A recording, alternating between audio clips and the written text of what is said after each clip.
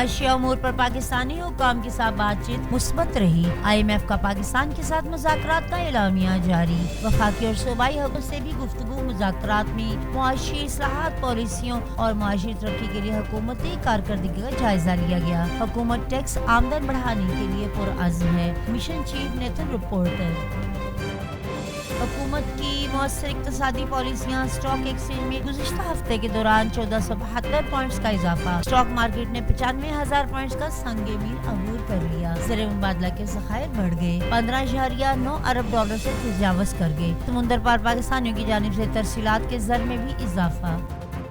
دفاعی صنعت کا بین الاقوامی سطح پر فروغ۔ 12ویں دفاعی نمائش آئیڈیاز کا 19 نومبر سے کراچی ایکسپو سینٹر میں آغاز۔ پاکستان میں تیار کی گئی دفاعی مصنوعات کی نمائش کی جائے گی۔ دفاعی نمائش آئیڈیاز نے شرکت کرنے کے لیے 55 ممالک کے 330 زائد وفود مدعو۔ وفود کی حفاظت کے لیے سیکیورٹی کے بہترین انتظامات کیے گئے۔ کوموڈور اعتزاز خالد، ڈائریکٹر میڈیا کی بریفنگ۔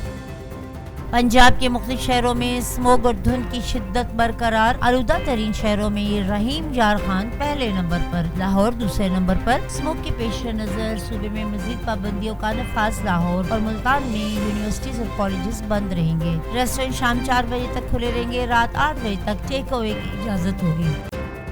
پاکستان علماء کونسل کی بھی وی پی این پر پابندی کی حمایت۔ وی پی این کا استعمال ممنوع ویب سائٹس تک رسائی اور آن لائن چوری کے لیے کیا جاتا ہے۔ حکومت کو برائی تک رسائی کے سدباب پر اختیار حاصل ہے۔ وی پی این کے حوالے سے سفارشات پر عمل درآمد احسن اقدام ہے۔ پاکستان علماء کونسل۔ ملک بھر میں سیکیورٹی فورسز کی کامیاب کارروائیاں۔ فتنہ خارج کی صفوں میں مایوسی۔ خوارج کی بڑی تعداد خارجی۔ نور والی محمد محسود کی نااہلی سے متنفر۔ نور والی کا پاکستان میں داخل ہونے کا منصوبہ۔ اشکار شوال سے پاکستان میں چھپ کر داخل ہو کر ایک ویڈیو ریکارڈ کرائے گا۔ نور والی کا پاکستان میں دراندازی کے ویڈیو ریکارڈ کرانے کا مقصد اندرونی اختلافات کو چھپانا ہے۔ دفاعی ماہرین۔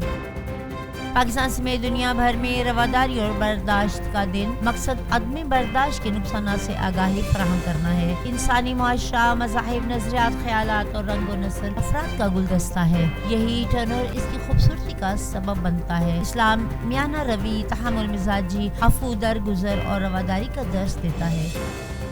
چیمپئنز ٹرافی کھیلنے کے لیے بھارت کا پاکستان آنے کا فیصلہ افسوسناک۔ کھیلوں میں سیاست کو نہیں لانا چاہیے۔ پاکستان میں سیکیورٹی کا بہانہ بنانا سمجھ سے بالاتر ہے۔ ہم پاکستان آئے ہیں اور یہاں خود کو بھارت سے زیادہ محفوظ سمجھتے ہیں۔ سکھ یاتریوں کے جتھا لیڈر سردار پرمپال سنگھ ڈھیلو کی ننکانہ صاحب نے میڈیا سے گفتگو۔